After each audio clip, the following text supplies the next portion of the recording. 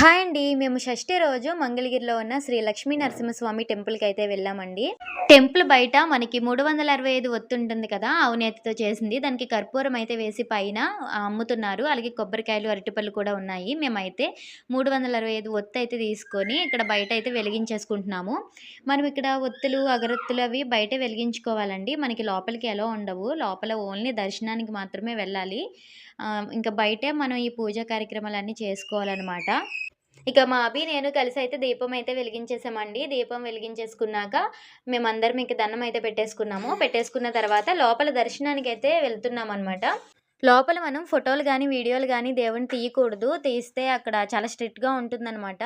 ఇక తర్వాత అయితే మాకు దర్శనం అయితే అయిపోయింది. దర్శనం అవ్వగానే మేమైతే ప్రసాదం అయితే తీసుకున్నాము. ప్రసాదం అయితే చాలా బావుందండి. నాకు భలే నచ్చింది. ఓకే. ఈ వీడియో నచ్చితే తప్పకుండా లైక్ అయితే చేయండి. అలాగే మన ఛానల్ సబ్స్క్రైబ్ చేసుకోండి.